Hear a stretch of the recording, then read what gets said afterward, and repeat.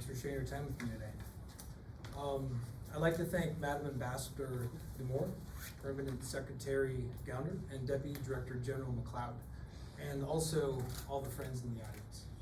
And for me, I actually purposely use the word friends because I truly believe it. And that doesn't just resonate with my beliefs and the beliefs of my organization, but also in recognition that Arizona State University and many partners in this room have a lineage and history of working together.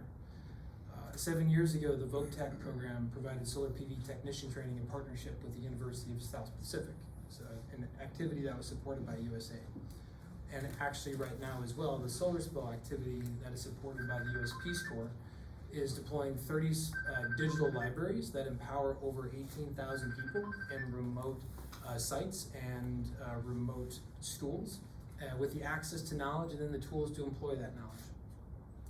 And as we embark on this journey together, we are going to increase our connections. We are going to increase and share our cultures, our rituals, and then very importantly to me and to Arizona State University, our value systems. One example of that to share with you today, as at Arizona State, we begin our events with an Indigenous land acknowledgement, specifically in recognition of the Acamel Autumn and Peepash Indian communities whose care of their ancestral territories has enabled Arizona State University to thrive and grow to a student population of 142,000 individuals and a further 2 million individuals that are digital learners. Furthering that, we've been able to deploy over 40 megawatts of distributed solar across our campuses in the pathway to reaching net zero. And beyond that, that Indigenous partnership and those Indigenous knowledge systems, we've been able to couple with the current day science and more to then advance our $6 billion in infrastructure to reduce energy, water, and waste considerably. And that's been very helpful to hasten our pace towards our net zero goals. And the reason why I wanted to mention that is not just to provide that cultural connection with us and some of our background and heritage, but also to recognize the importance of Indigenous peoples and Indigenous communities, not just as beneficiaries, but as partners. Partners in our work, partners to understand, partners to co-design, and partners to co-create the pathway ahead for us. Partnerships are essential, not just in our works, but in the rest of our lives. We partner to learn, we partner to share, we partner to grow, and we partner to enhance our impact. Beyond that, partnership also reminds us, and reminds me in particular, that we are but many peoples, but we are but one humanity. And when it comes to climate change, we all must be united. We emphasize this at ASU through collaborations on climate change, social justice, policy reform, education, and empowerment in over 100 countries globally. Two integral partners on this work that I would definitely like to thank, Ministry of Economy and the Global Green Growth Institute.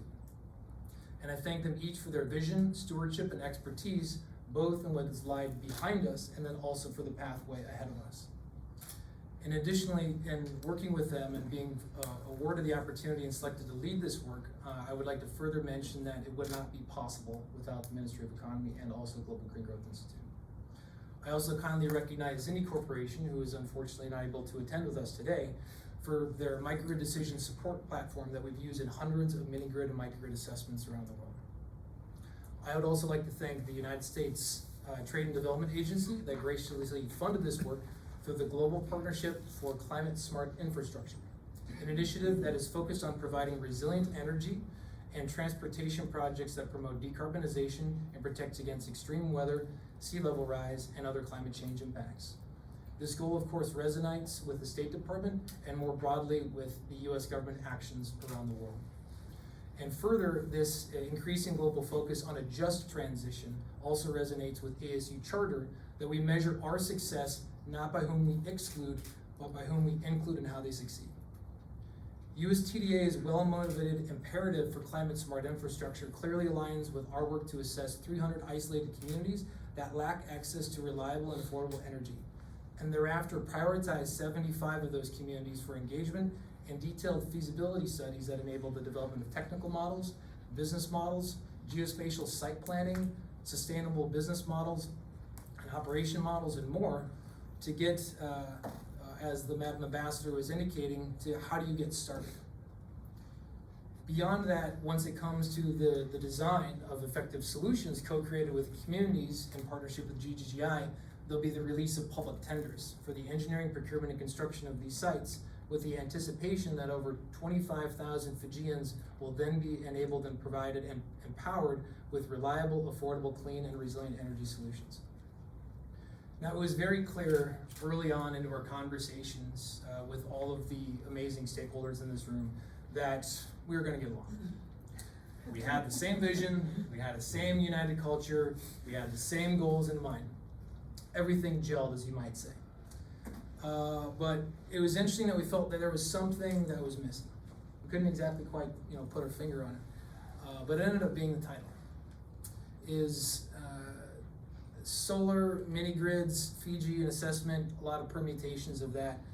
But it felt like it was missing, and it didn't encapsulate the global need for clean energy, that it didn't encapsulate the urgency of the issue or our energy and passion that we felt in the room and digitally across the world in our conversations. And most importantly, it was missing our embedded feeling and desire across all of us was to act. And so we made a modest but substantive change to the title to include the word accelerate. And with a slight conjugation, we came up with the title Accelerating Solar Mini-Grid Deployment in Fiji. Now, for us, that was very purposeful because it catalyzed and publicly signified our collective call to act. Now, that rationale becomes readily apparent when we consider the rate of climate change. The world is changing fast, and climate change is speeding the world away from us, while we as humanity lag behind it with an even slower velocity. Much of society believes that we will somehow overcome climate change or eventually get there, but that belief is fundamentally wrong. There is no way to catch up if we carry on as is our objective. The world is outpacing us. The only course of action left to us, and the necessary course of action, is to accelerate. We need to accelerate our understanding of planetary systems. We need to accelerate our partnerships. We need to accelerate building coalitions for common causes. And we need to accelerate clean energy deployments. And most importantly, we also need to accelerate the preparation of a workforce that can get the job done. And it is imperative that we remake that pledge every single day. That we learn and discover, build connections, hasten progress, because every single day we must choose to act. Today, I choose, and ASU chooses, to act and spend our time with you. Deepen our common resolve and our responsibilities and relationships that accelerate the change that humanity needs. And I want to thank you all for making that same choice with me.